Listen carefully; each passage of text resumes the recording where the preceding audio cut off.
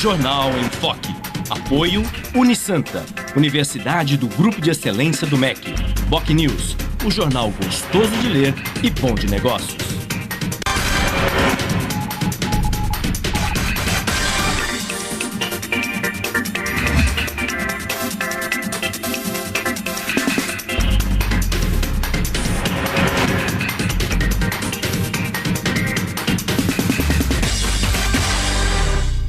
Olá, bom dia. Estamos iniciando mais um Jornal em Foque.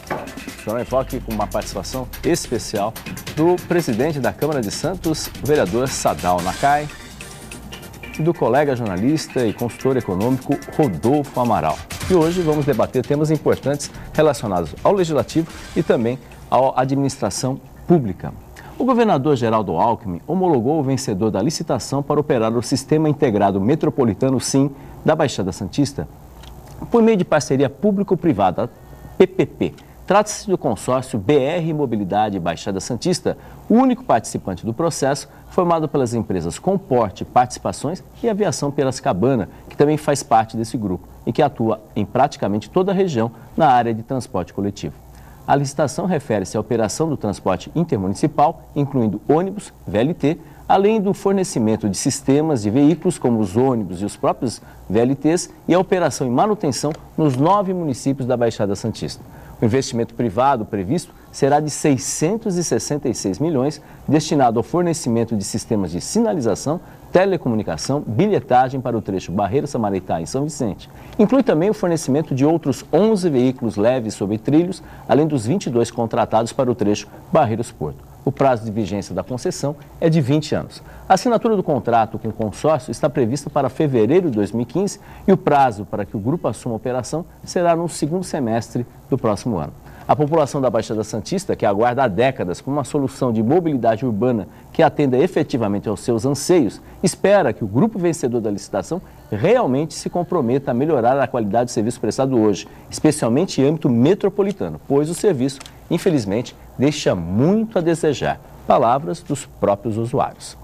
Enfim, o tema central, esses serão dos temas que será debatido aqui com o presidente da Câmara, também Sadal Nakai, e o consultor e jornalista Rodolfo Amaral. Voltamos logo após o intervalo. Até lá.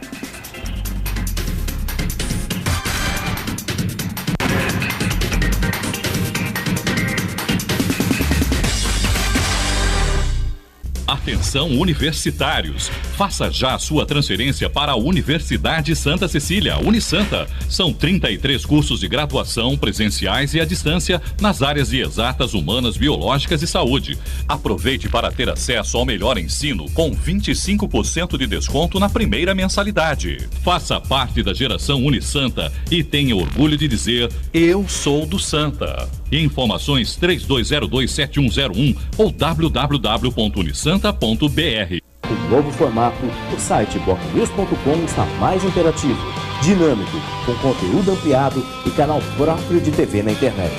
São mais notícias com credibilidade para curtir e compartilhar, em qualquer hora e lugar, seja pelo computador, tablet ou celular. Inclua o BocNews.com na lista dos seus favoritos e tenha ao seu lado a informação indispensável para o dia a dia. Jornal BocNews e BocNews.com. Experiência e inovação para bem informar.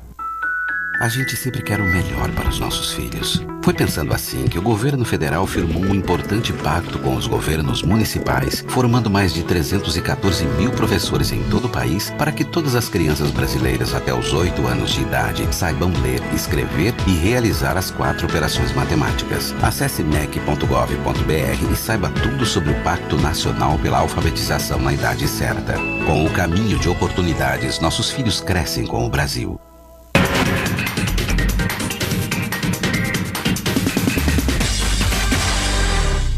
Olá, estamos de volta em mais uma edição do Jornal em Foque, que traz a presença do presidente da Câmara de Santos, vereador Sadal Nakai, e o colega jornalista e consultor econômico Rodolfo Amaral. Vereador, bom dia, seja bem-vindo também ao Jornal em Foque, né? A gente está concluindo 2014, o seu mandato também está sendo concluído. Fazer rapidamente uma análise assim, o que o senhor planejava quando o senhor entrou na Câmara, como presidente da Câmara, e concluindo o seu mandato, o que o senhor colocou, o que o senhor vislumbrou que conseguiu realizar e o que não conseguiu realizar? Bom, obrigado, Fernando. Bom dia a todos, a você, ao Rodolfo. Bom dia a todos os espectadores do Jornal em Foque. Eu entrego a você, Fernando, aqui um relatório que a gente fez. Fizemos alguns relatórios para prestar conta da minha gestão. A minha expectativa quando assumi a frente da Câmara foi me colocar no lugar do cidadão comum. E como cidadão comum, a grande dúvida sempre era em relação à informação e à transparência. A gente não tem muitas vezes noção do que é o processo legislativo, como é que se transcorre, muita dúvida em relação às contas, à administração, a contrato. Então, a tônica da mesa, quando eu assumi, nós tínhamos algumas metas em relação a gerar informação de conteúdo e dar transparência. E todas essas metas nós alcançamos. Primeiro ato, à frente da casa, eu tinha uma lei, uma propositura de lei da ficha limpa, mas como era uma atribuição que poderia afetar o executivo e poderia ser inconstitucional, o que nós fizemos? Eu fiz um ato da mesa, uma portaria da mesa, um ato da mesa, determinando que os cargos comissionados não poderiam ter pessoas comissionadas que tivessem a ficha suja. Instituímos a ficha limpa nas nomeações. E o prefeito fez por decreto no âmbito do executivo. Então esse foi o primeiro ato da mesa. Em seguida, nós procuramos reformular o portal para poder dar até uma expectativa de pleito que os jornalistas faziam que cobriam a Câmara Municipal, que não sabiam o que estava sendo pautado, quais eram os pareceres. Então, a ordem do dia, que são as matérias que são discutidas na Câmara, não eram colocadas. E nós reformulamos o portal e colocamos à disposição. Então, eu encerro hoje a mesa diretora, entregando para a população um amplo acesso a tudo que acontece dentro do trâmite legislativo. Desde o primeiro momento que entram as proposituras do governo e dos vereadores no pequeno expediente, que é por onde entra e inicia o processo legislativo, é possível, através dos smartphones, dos apps, você acessar e saber o que entrou. Posteriormente, acompanhar pelo portal todo o trâmite e o que está sendo discutido. Inclusive, o munícipe hoje pode, entrando no site da Câmara, cadastrar, são 29 temas que nós elencamos, dos projetos que entram na casa estão em curso. Logo que entra na casa, você cadastrando um tema do seu interesse sobre jornalismo, qualquer matéria de lei que entre, o jornalista, o munícipe pode ter e acompanhar o trâmite na casa, de forma que possa participar das discussões com os vereadores proponentes, ou com o governo, ou em audiência pública. Então, o objetivo foi dar esse cunho de interatividade e participação, que só vai ser efetivo na medida que houver o exercício. Então, eu acho que a gente inicia a dar condições de criar uma cultura de discussão política na cidade. Esse foi o que eu consegui fazer. O que a gente não conseguiu concluir foi o trâmite da TV aberta, que é um processo longo. Foi iniciado na gestão do vereador Manuel Constantino, que assinou o contrato na Assembleia Legislativa para trazer a TV aberta para o nosso município. E nós fizemos uma fase de preparação de projeto e homologação no Ministério das Comunicações. Fizemos o edital. Está pronto o edital técnico para fazer a licitação da aquisição dos equipamentos e acredito que a próxima mesa já vai colocar a TV aberta no ar, de forma a dar mais ainda informações da Câmara Municipal. Okay. Rodolfo, bom dia, seja bem-vindo. Bom dia, Fernando, bom dia, vereador Sadal, bom dia ao telespectador. De fato, Fernando, essa narrativa do vereador Sadal, eu sou testemunha, aliás, eu trago aqui para discussão. Ainda na fase, hoje já lei, mas o projeto de lei aí do subsídio de transporte, que quando começou a ser ventilado o assunto na imprensa, eu fui imediatamente ao site da Câmara, imprimi, está aqui não só o projeto de lei, o parecer, a mensagem do prefeito, a Câmara Municipal, enfim, ajuda e ajuda muito para a gente que trabalha com a mídia, tá? E para a sociedade, de um modo geral, para ela ter conhecimento da profundidade dos projetos. Eu sempre fui um grande crítico à Câmara Municipal, não as mais recentes legislaturas, mas as anteriores, Quantas reportagens, né, Rodolfo? Que nós fizemos durante esses últimos 30 anos. Aliás, hoje exatamente eu completo 30 anos da primeira reportagem que fiz como jornalista profissional no jornal A Tribuna. Parabéns. Em 1984. E nessa trajetória nós fizemos N críticas. Não era nem muito bem recebidos na época, né, Fernando, na Câmara Municipal, mas avançou muito. Eu acho que tem muito que se avançar, mas a gestão do Sadal, e acho que antecedentes mais recentes também estão de parabéns, conseguiram certo, um prédio novo, com instalações mais adequadas. Eu acho que o processo legislativo é por aí. Nós temos alguns esqueletos antigos que ficaram, mas que com o tempo eles vão passar, que eram aquelas incorporações que ficaram, que as pessoas ganharam o direito adquirido, elas também não são as responsáveis. O responsável foi quem as autorizou naquela ocasião, e isso fez com que a Câmara Municipal de Santos tivesse um custo muito elevado, o que inviabiliza outras ações, outras reformas, outros investimentos. Mas, pelo menos nesse aspecto, o vereador deixa aí o seu mandato, está de parabéns. Eu sou testemunha, estou trazendo aqui um projeto que eu queria até já... Esse projeto, aliás, é um projeto polêmico, né? Que trata justamente dessa subvenção, uma eventual subvenção, não é isso, Rodolfo? Para o transporte público, é isso? Veja bem, a legislação federal avançou nesse aspecto, tá? Eu, particularmente, sou favorável que o poder público tenha a possibilidade de subsidiar, subvencionar, certo? O transporte coletivo, faz parte do processo. Então, a minha crítica não é com relação ao ato em si, mas da forma, que eu queria questionar o vereador Sadal, de que o projeto de lei foi concebido, tá? E da própria justificativa que o prefeito mandou à Câmara Municipal. Porque eu fiquei atento aqui, olha aqui, eu sou detalhista nas coisas, para ver o que seria. Primeiro, porque há muita confusão. O pessoal está falando, é dinheiro do IPVA, eu estava ouvindo na televisão, né? Alguém vai perder também com isso, né? Não tem nada a ver com dinheiro do IPVA, até porque é proibido você vincular receitas tributárias. Tá? O artigo 167 da Constituição proíbe você vincular receitas tributárias a órgãos, fundos ou programas. Então, o IPVA é um fator de equivalência, tá? Até 25% do IPVA, que no ano que vem o IPVA em Santos, a cota parte da Prefeitura deve ser algo em torno de 100 milhões, daria em torno de 25 milhões. Mas um artigo da lei diz assim, que a subvenção, o subsídio, será calculado de acordo com o número de passageiros pagantes equivalentes transportados no mês anterior. Absolutamente genérico. Eu esperava, quando fui ver esse projeto de lei, ter uma memória de cálculo, ter algumas projeções. Como a prefeitura não fez, eu fui fazê-lo, certo? Para tentar chegar a alguma coisa razoável. Então, por exemplo, eu peguei, Fernando, o último decreto 6.051, de 19 de janeiro de 2012, que deu o último reajuste da tarifa, essa de R$ 2,90. Atualizei esses R$ 2,90 de 19 de janeiro até o dia de ontem. Tá? Então, a tarifa, se fosse atualizada pelo IGPDI, daria R$ 3,43, uma defasagem aí quase de 18%, tá, acumulada. Aí eu simulei um total de passageiros transportados em relação ao número de ônibus disponíveis. A Prefeitura diz que tem 286 ônibus transportados.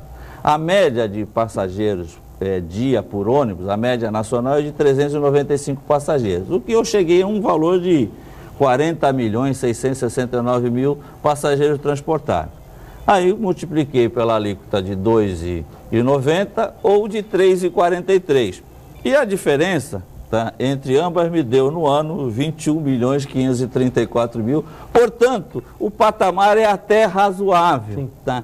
Mas eu tive que fazer um esforço enorme para chegar a esses cálculos, quando alguém na prefeitura, alguém que assessorou o prefeito nessa questão, poderia ter facilitado. Então, acho que esse tipo de transparência, vereador, às vezes nos falta, E os vereadores, até porque o prefeito tem a maioria na Câmara, acabam aprovando determinadas coisas, ficando numa situação, às vezes, de saia justa. Por que que isso acontece, vereador? E com a sua experiência já no segundo mandato, não dá para pedir para a administração ter uma postura um pouco diferente para que a gente possa ter uma discussão mais aberta? Eu acho que não dá para discutir com um especialista em finanças. Acho que é uma visão de números, uma visão de extrema importância, principalmente em defesa dos recursos públicos, porque, como você bem disse, ele vai sair de algum lugar e sai do nosso repasse de transferência, né, do nosso orçamento. Você está certo.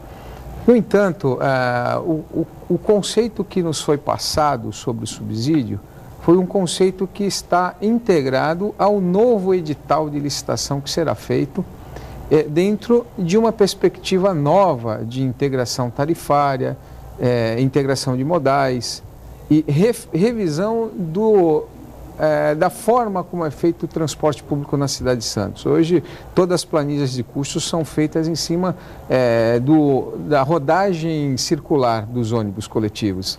E a preparação do edital técnico, pelo que nós estamos acompanhando, ele será feito de forma que será mudado o sistema circular para um sistema troncal de rodagem.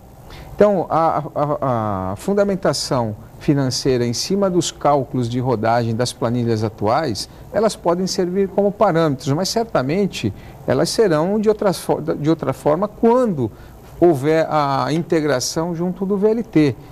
Há uma projeção, hoje na abertura do programa já foi citado essa expansão da segunda parte do nosso VLT, o contrato de concessão do próximo transporte público será de 8 anos, com uma renovação de mais 8, são 16 anos que nós temos que fazer a projeção.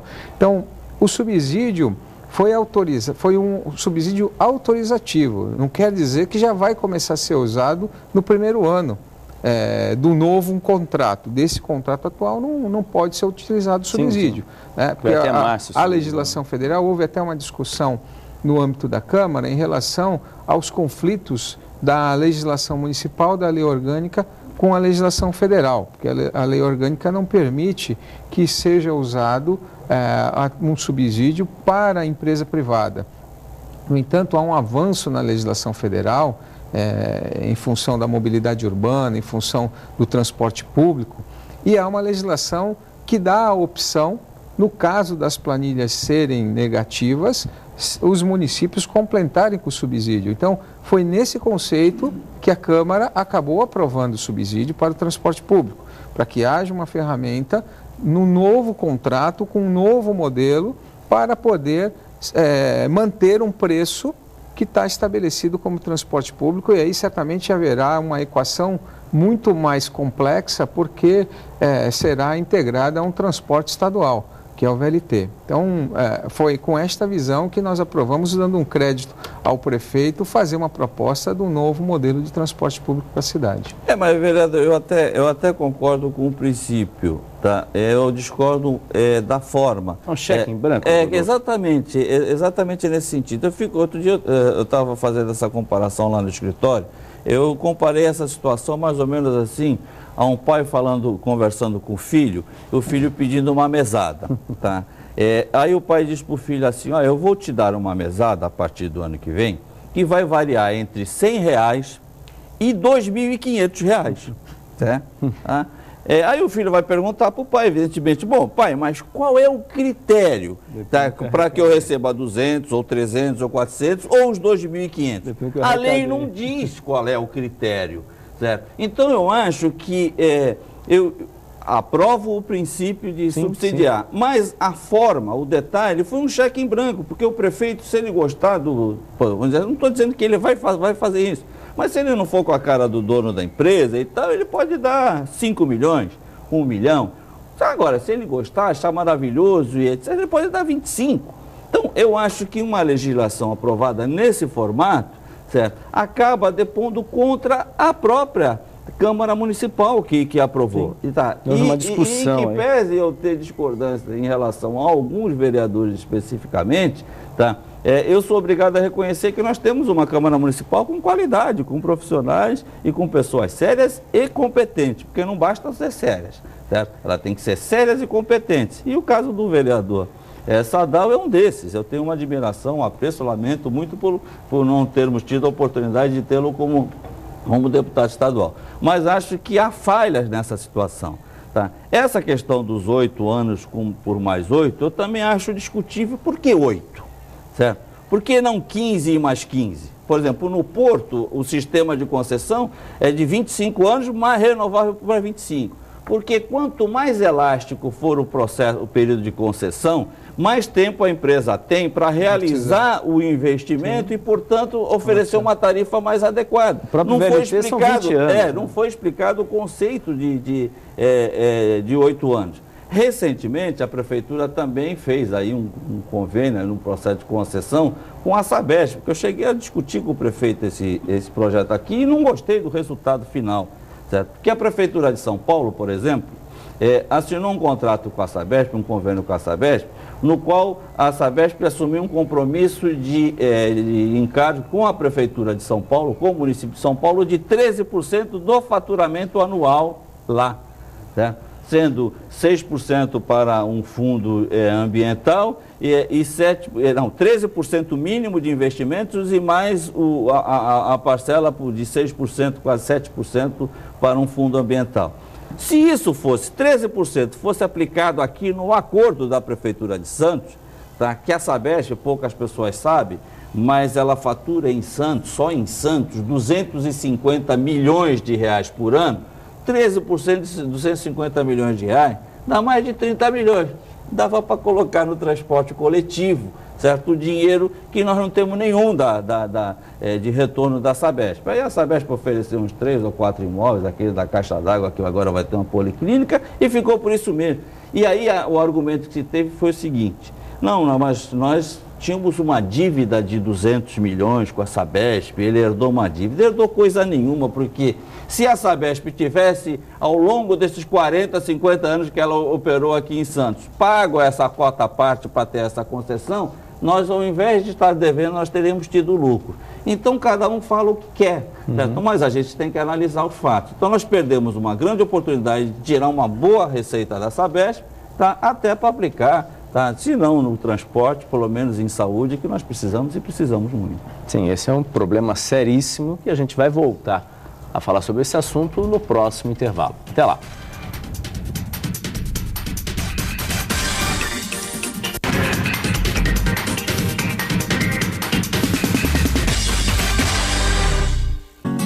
No Santa, você conquista muito mais do que conhecimento. Aprende a explorar os diversos caminhos da vida e já começa a vivenciar o ambiente universitário. Aqui, além da formação, você ganha amigos e lembranças que irão acompanhar você para sempre, junto com todo o conhecimento adquirido nos melhores anos de sua vida. Colégio Santa Cecília, há mais de meio século, formando e educando gerações.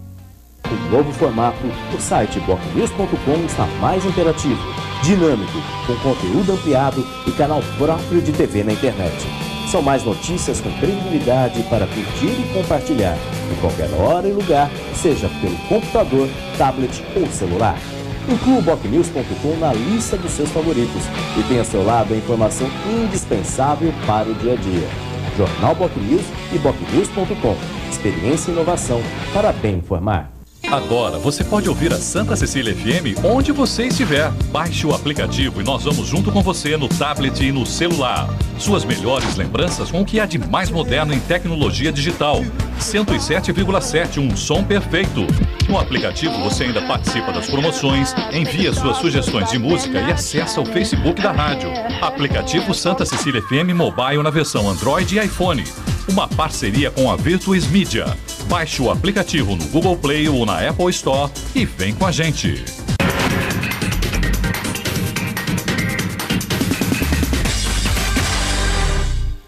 Olá, estamos de volta em mais uma edição do Jornal em Foque. Lembrando que o Jornal em Foque é reapresentado a partir das 17 horas aqui na Santa Cecília TV ou pode ser assistido a qualquer momento, a qualquer lugar, no nosso canal no YouTube, Enfoque Jornal. Presidente, falando exatamente sobre essas questões, não sei se ficou muito claro também, por exemplo, esse eventual dinheiro do IPVA, eu não sei se ficou discutido, porque o prazo foi bem exíguo para discutir um tema tão importante que nem o Rodolfo falou, que é um cheque em branco, né? Parece que foram 10 dias, né? Então, um prazo muito apertado e é aquele rolo compressor que a gente já sabe. Hoje saiu no Diário Oficial também o financiamento, também, a possibilidade de financiamento de 220 milhões da Prefeitura com a Caixa para a construção do túnel ligando Zona Noroeste, Santos, Zona Leste e Zona Noroeste, né? Isso houve uma discussão maior. Como é que está nesse aspecto, agora virou lei, também, há um risco também de se tornar um cheque em branco ou não? Aí o Rodolfo também pode comentar sobre isso. Olha, existe um princípio de governança, né? E por isso o prefeito tem uma base de governo bem sólida para aprovar os projetos que ele tem apresentado. São projetos estruturantes, projetos que alteram os procedimentos de mobilidade na nossa cidade. O que nós acompanhamos muito antes dos projetos virem à casa em formas de projeto de lei, seja autorizativo, né, para fazer financiamento ou por subsídio, ou sejam projetos que necessitem ter a aprovação da casa para o prefeito poder fazer as suas obras ou buscar os recursos externos para fazer essas obras estruturantes. São projetos que nós não tivemos condições de acessar recursos do governo do estado por muito tempo, né? Ou viabilizar uma compatibilidade de orçamento federal com o orçamento estadual. Por exemplo, esses recursos que foram liberados, nós liberamos da Caixa Econômica, fazer o financiamento da Caixa para a obra estruturante do túnel da Zona Leste e da Zona Noroeste, eles fazem parte da contrapartida que o município precisa dar por um orçamento que é maior que isso, né? Que veio, se conseguiu no PAC 2, no PAC de Mobilidade Urbana, e junto com uma intervenção política que se teve ter, junto ao então vice-presidente Michel Temer, porque Santos não se enquadrava, quando a cidade apresentou o projeto para acessar o recurso disponibilizado na União, não se enquadrava porque não encaixava o número de habitantes. Então, se teve que fazer um acordo político levando a Prefeitura de São Vicente para poder acessar esses recursos. Então, olhando pelo aspecto de finanças, e a gente tem na mesa hoje um especialista em finanças, a gente sempre vai colocar em dúvida a capacidade financeira que nós teríamos para poder fazer esses investimentos. Mas, dentro da visão empreendedora e de uma possibilidade de obras estruturantes, olhando a nossa região, no contexto da nossa região, o contexto de crescimento, nós temos que ter algumas ousadias. E, nesse aspecto, a Câmara Municipal está apoiando o prefeito pela possibilidade que ele teve de viabilizar esses projetos e buscar esses recursos nas duas esferas de governo, estadual e federal. Então, há algumas análises que pesam para um cheque em branco e há outro lado da visão de obras estruturantes que nós precisamos para dar condições de melhorar a mobilidade. São obras que não vão ser executadas ao longo do mandato do prefeito. Nos próximos 2 anos ele não consegue, mas precisavam ser viabilizadas porque nós não sabemos se nós vamos ter outra oportunidade para acessar esses recursos no âmbito estadual e federal. Então, a gente precisa conseguir alcançar esses recursos e, na parte administrativa e financeira, conseguir achar soluções para não gerar prejuízo em outras políticas que o município precisa. Então, a bancada do governo foi favorável, em que pese que realmente faltassem alguns maiores detalhes para saber quais seriam os processos posteriores para a execução das despesas de pagamento, de onde vem, como é que será feito. Mas nós temos, a Câmara Municipal e cada vereador tem, por prerrogativa do seu mandato, buscar essas informações a qualquer tempo e a qualquer momento. E qualquer cidadão pode ter também através da lei da informação. Hoje existe uma legislação que impõe uma obrigação de transparência aos governos e um direito à informação. A qualquer tempo, qualquer cidadão pode buscar requerer essas informações junto ao Executivo e também ao Legislativo. Então, dentro desse aspecto de participação e de transparência e principalmente de controle externo da sociedade, é que nós temos que dar um voto de crédito para o gestor buscar obras estruturantes para a nossa cidade. Rodolfo, até uma outra questão, por exemplo, foi se falado na lei, eu acho que não está muito claro, essa questão dos recursos do IPVA. Quem perde? Porque esse dinheiro, se vai para um lugar, algum outro setor perde esse recurso. Esse recurso seria quem perderia esse recurso que seria repassado, eventualmente, se for levado adiante? Não, na verdade é o seguinte, se você for fazer um estudo, aliás, há estudos da Associação Brasileira que trata de transporte coletivo, segundo esses estudos, 28% dos usuários que utilizam o transporte coletivo no Brasil não pagam nada, certo? Aquele acima de 65 anos, enfim, existem algumas condições, alguns segmentos que não pagam. Tem outros que pagam metade, que é o caso do estudante, certo? Então, na verdade, em âmbito nacional, há estudos de que essa perda seria equivalente a 11 bilhões em nível nacional. Claro que é dividido por empresas pontualmente em todo o Brasil. Então, o que esse subsídio, na verdade, iria fazer o seguinte, era recompor esta perda, certo? Por quê? Porque qual é a outra forma, se não for assim, essa forma indireta? É autorizando o empresário a compensar na tarifa daqueles que pagam, aqueles que não pagam. Certo? Então, para evitar que a tarifa fique mais elevada, utiliza-se esse apoio. Mas seria que, na prática, o prefeito assinar um cheque e mandar para a empresa para compor aquela diferença que seria o tal do equilíbrio econômico-financeiro necessário em todo o contrato de concessão pública. Mas vamos ver como a lei não definiu como é que vai ser. A gente espera que seja da melhor forma possível e acredita na seriedade do prefeito que vai ter equilíbrio. A nossa crítica é não em relação ao fato em si, mas da forma com que ele foi apresentado.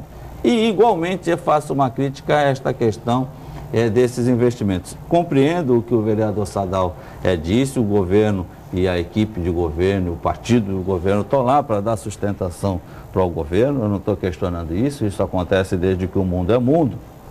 Mas, mais uma vez, eu questiono, porque a opinião pública ela precisa ser devidamente esclarecida pela administração municipal. Uma coisa é o município de Santos ter capacidade de endividamento, tá?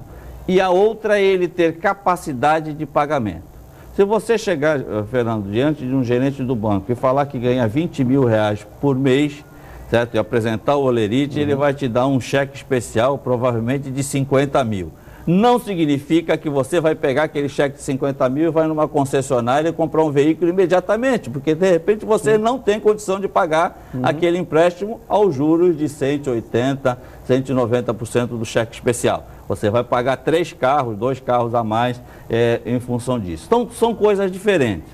Agora, a Prefeitura de Santos, portanto, pela receita corrente líquida, ela teria uma capacidade de se endividar até 2 bilhões de reais. A dívida hoje da Prefeitura gira em torno de 500 milhões, a dívida atual. Então, ainda teria um fôlego de 1,5 bilhão. Agora, eu fico me perguntando, se eu posso me endividar, e o município já se endividou uma parte, nós temos uma dívida em curso aí para pagar de longo prazo, que é a do Santos Novos Tempos, não podemos nos esquecer, empréstimos inclusive internacionais. Certo? Um dia a gente vai e pede o empréstimo, depois tem que pagar. Certo? Então não é porque eu tenho essa capacidade que eu vou fazer necessariamente o túnel da Zona Noroeste. Será que é uma obra prioritária? Que ela é importante, eu não tenho dúvida. Agora, ela é prioritária diante dessa condição? Porque tem uma coisa que eu perguntei, tanto para o prefeito aqui em outros programas, como para o secretário de Finanças, que pode ocorrer a qualquer momento, logo no início do ano, que é uma mudança de comportamento, de entendimento do Supremo Tribunal Federal. Está em julgamento, o ministro Dias Toffoli pediu vistas ao processo e por isso não foi votado, que é a questão do pagamento de precatórios. A legislação garantia que os municípios pagassem até 15 anos, a razão de até 1,5% da receita corrente líquida, que é o que estava acontecendo. Bom, isso foi considerado inconstitucional pelo Supremo, que tentou criar uma regra, e essa regra agora, que está em votação, é de 5 anos. Santos deve algo em torno de 230, 240 milhões de precatório.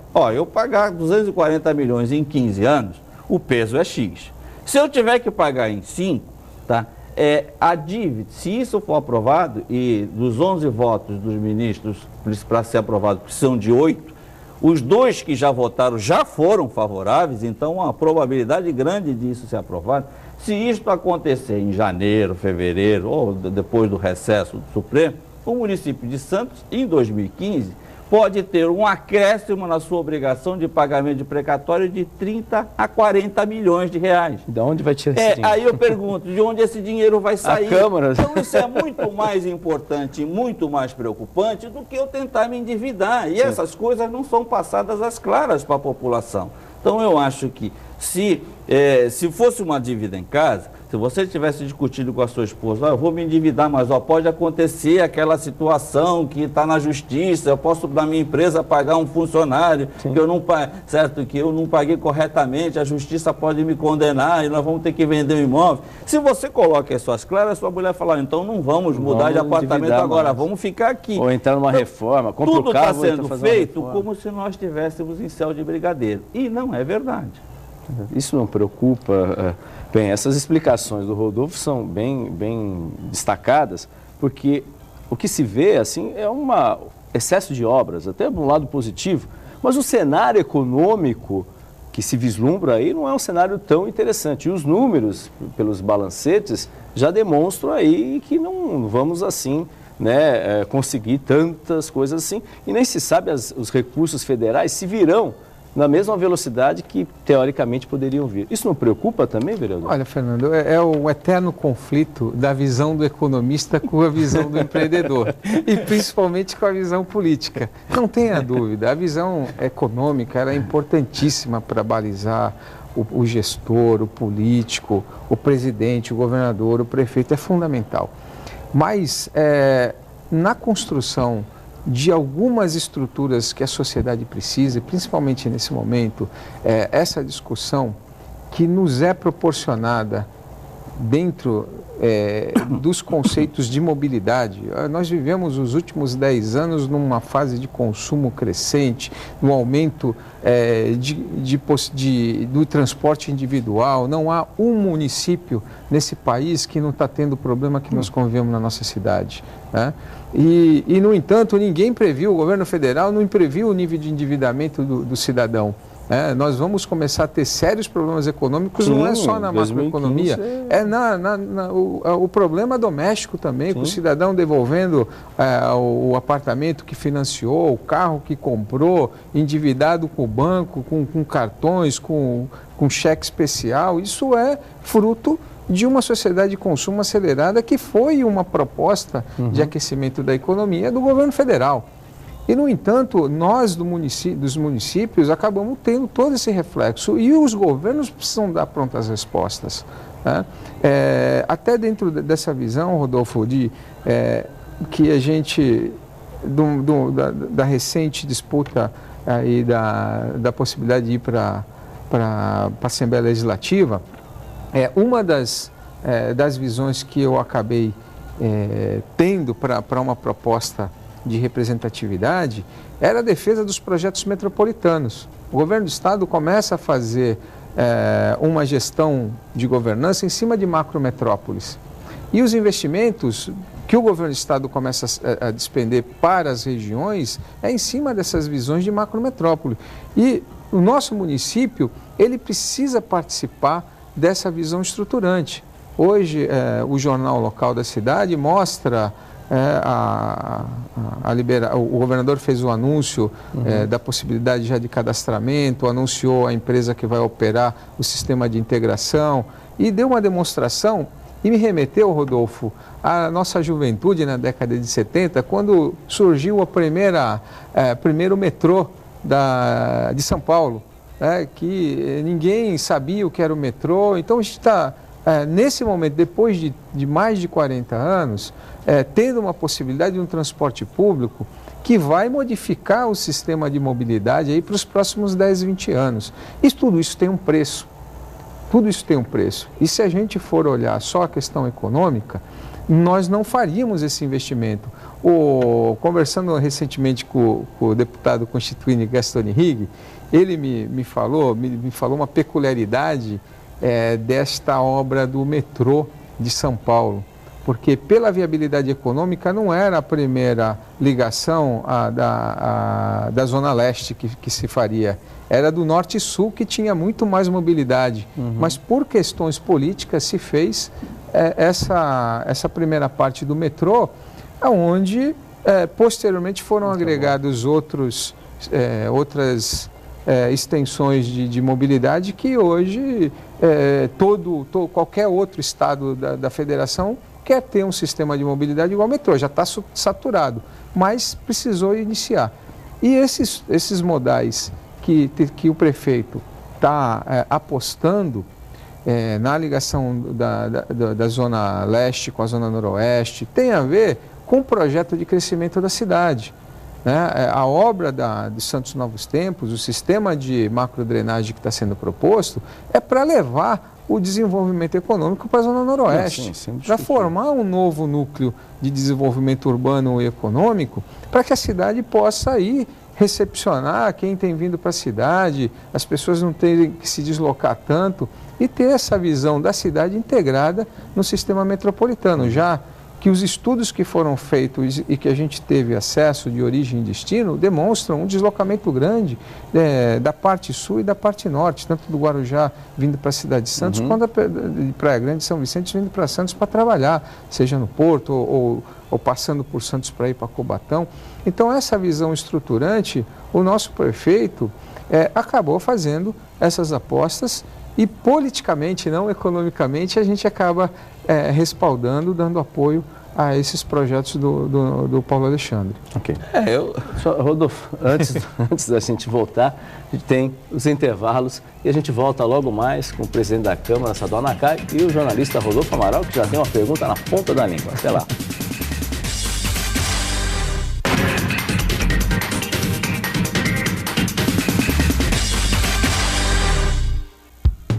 Excelência é estar entre as melhores universidades do país. É ter um preço justo, programas de financiamento e bolsas de estudo. Excelência é ter laboratórios dentre os melhores do Brasil, segundo o MEC. É prestar cerca de 2 milhões de atendimentos anuais gratuitos. Unisanta, Universidade do Grupo de Excelência, entre as 9% melhores do Brasil. Vestibular Universidade Santa Cecília. Inscreva-se já! Em novo formato, o site bocnews.com está mais interativo, dinâmico, com conteúdo ampliado e canal próprio de TV na internet. São mais notícias com credibilidade para curtir e compartilhar, em qualquer hora e lugar, seja pelo computador, tablet ou celular. Inclua o bocnews.com na lista dos seus favoritos e tenha ao seu lado a informação indispensável para o dia a dia. Jornal Bocnews e bocnews.com. Experiência e inovação para bem informar. Realize seu sonho do ensino superior. Faça o vestibular da Universidade Santa Cecília em ensino à distância. Cursos de pedagogia, gestão ambiental, gestão de recursos humanos, gestão financeira, logística, marketing, processos gerenciais e segurança pública. Vestibular Universidade Santa Cecília em ensino à distância. A menor distância entre você e o mercado de trabalho. Informações 3202-7101. Inscreva-se já. www.unisanta.br/vestibular.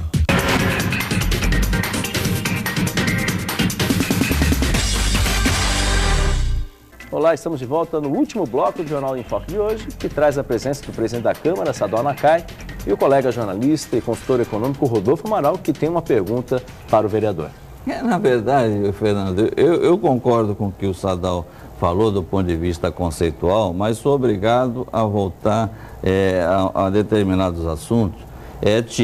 Até essa visão de longo prazo, Sadal, por exemplo, o Paulo Alexandre talvez tenha herdado do próprio pai dele, o Paulo Barbosa. Porque eu mesmo me recordo, eu estava ainda na faculdade, de comunicação, acabei de dizer que hoje faz 30 anos de jornalismo, de jornalista profissional, mas eu ainda estava na faculdade quando surgiu a polêmica do governo Paulo Barbosa, pai, né, de iluminar a Praia de Santos. Era um absurdo. Como é que você vai gastar esse dinheiro com a iluminação da praia? Hoje, qualquer um de nós não consegue imaginar a Praia de Santos sem iluminação. Então, de fato, essa visão que ele teve lá atrás foi exitosa. Mas a questão não é só essa, é porque algumas coisas são feitas até com bom sentido, mas eu fico me perguntando e queria lhe perguntar isso. Vamos supor, nós tivemos aquele episódio, uma questão de um ano, do Teatro Coliseu, que apresentou problema, precisava de uma reforma lá que custava 1 ou 2 milhões. 2 milhões. Aí foram lá buscar com os empresários, foram lá no Armênio Mendes e em outros empresários buscar dinheiro. Vamos supor que amanhã um telhado ou ar-condicionado de algum outro próprio municipal tenha o mesmo problema. Aí você vai voltar lá no empresário e vai falar assim, pô, eu preciso de R$1 milhão para aquela obra. Ele fala, pô, para que você precisa? Se você está mandando 25 milhões para a empresa de ônibus, vai pedir para o cara da empresa de ônibus. Ou então, na hora que a tarifa, porque esse dinheiro também tem um limite, esses 25 milhões que vão ser colocados, isso não vai impedir com que a tarifa deixe de ser reajustada ad eterno. Sim. Aí, num determinado momento, quando o estoque acabar, o que vai acontecer?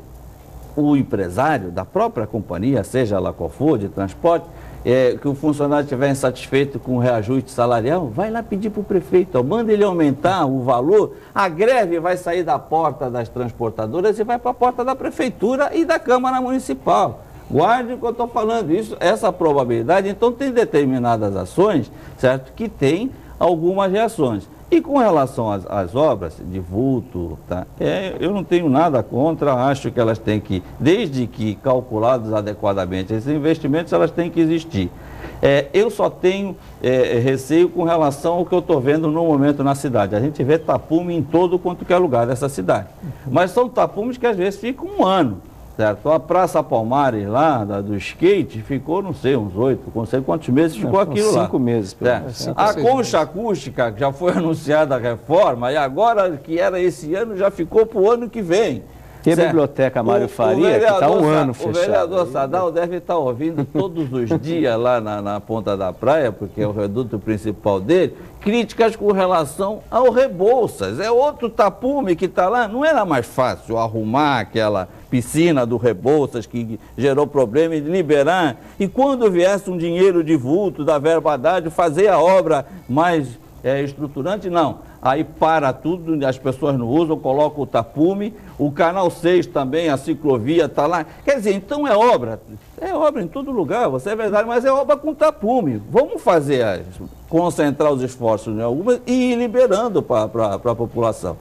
Na rua em que eu moro, já está pavimentada, lá em 20 dias a prefeitura fez, o Canal 3 todo ela fez, então tem o lado bom das coisas, mas a operacionalidade, ou talvez a ânsia de fazer, certo? Tem feito com que algumas situações sejam feitas aí sem o devido zelo. Então essas são as minhas críticas. Eu queria até saber do vereador, não tem essas críticas lá, vereador, quanto ao Rebouças?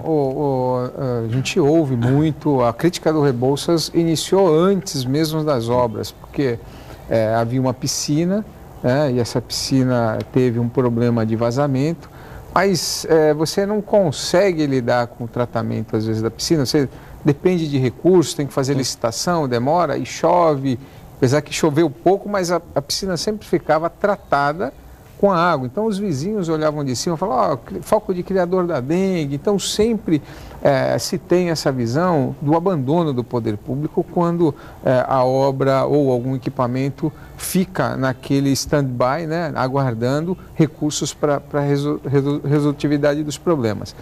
Rodolfo, você fala uma verdade, só que eu volto a colocar algumas dificuldades, tanto da lei de licitações, quanto a capacidade de investimento de orçamento do orçamento municipal. Então, nós temos muito pouco que sobra do orçamento municipal para fazer investimentos, né? Em qualquer equipamento. Por exemplo, nós tivemos grandes 2, e eu participei, é o meu segundo mandato, estou no 6º ano acompanhando a política pública, e nesses 6 anos eu acompanhei 2 grandes discussões, do Teatro Coliseu e do Orquidário Municipal. Ao mesmo tempo, eu participei da possibilidade, da capacidade de recursos serem transferidos para a nossa cidade, para o nosso orçamento, para essas obras poderem serem realizadas. Então, foi um remendo de emendas impressionante, o Orquidário, por exemplo. Se conseguiu, o recurso municipal era para fazer lá um pedaço, 1/10 do que o Orquidário precisava.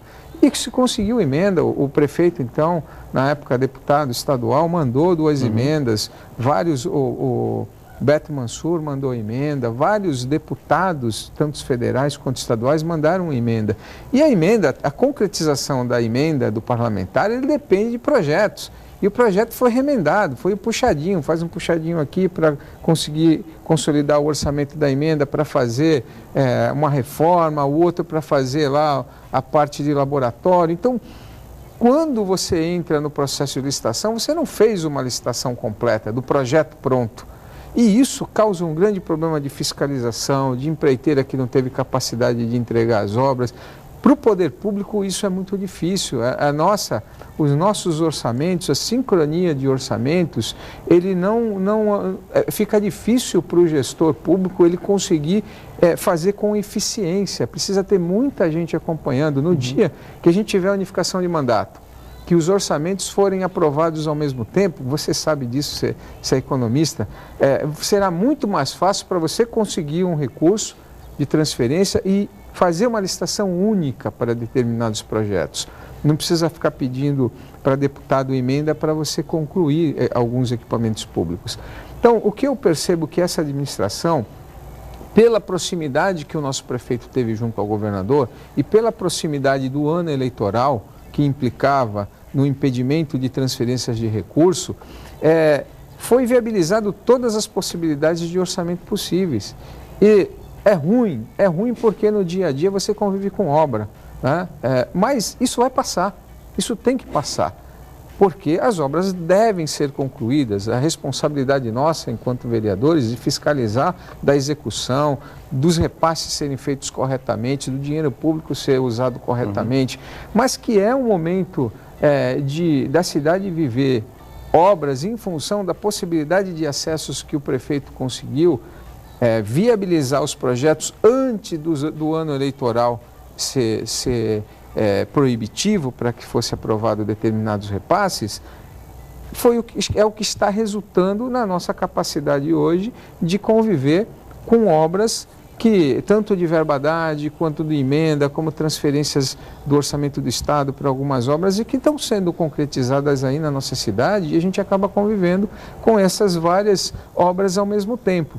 Em relação especificamente ao Rebouças, são vários equipamentos também que acabaram sendo feitos ao mesmo tempo, né? Na Zona Noroeste, no Dali Coutinho, no Pagão. Então, também são equipamentos que estão sendo revitalizados, estão sendo, na verdade, renovados, foram derrubados e estão sendo feitos novos equipamentos. Ao final do mandato do prefeito, eu acredito que a gente possa fazer realmente um balanço da capacidade de execução correta dessas transferências que vieram para cá e da situação financeira que a gente vai encontrar no orçamento de 2017. Então, a gente torce que o prefeito consiga aí, junto com a sua Secretaria de Finanças, fazer esse acompanhamento de maneira correta, de ter eficiência tributária para gerar aí a cobrança dos serviços do ISS, principalmente das empresas que venham para cá, né, que a gente consiga aí não ter perca num ano que vai ser muito difícil, num ano econômico que vai ser muito difícil, mas a gente está apostando sim que essas obras sejam executadas e que em futuro recente, até 2016, a população de Santos possa olhar isso como um passado e usufruir de todos os equipamentos que estão sendo propostos pelo governo. Vereador, infelizmente, o senhor sabe que nós somos limitados pelo tempo, teríamos muito, Rodolfo. Também teria muita pergunta para ser feita. Infelizmente, o tempo é curto. A gente agradece aí a sua participação e desejamos votos de festas aí. E para o Legislativo, né, a importância do Legislativo ficar efetivamente a atuação. Que a gente pode perceber também que houve uma derrota aí do PSDB aí nessa discussão da mesa diretora. O PMDB foi lá e deu um baile aí nesse sentido, né? Mas, enfim, isso é uma outra discussão. A gente vai ter outras oportunidades aí nesse sentido. A gente agradece a sua participação. Boas festas para o senhor, né? Rodolfo, muito obrigado pela sua participação também. Boas festas aí, um ano profícuo nesse aspecto, né? A gente lembra que esse programa, ele vai ser reapresentado no período agora, entre as 2 próximas semanas, teremos programas reapresentados que você pode assistir aqui na Santa Cecília TV ou a qualquer momento no canal no YouTube Enfoque Jornal. Tenham todos um ótimo final de ano, boas festas, um ótimo Natal e nos veremos novamente em 2015. Até lá. Jornal em Foque. Apoio Unisanta, Universidade do Grupo de Excelência do MEC. BocNews, o jornal gostoso de ler e bom de negócios.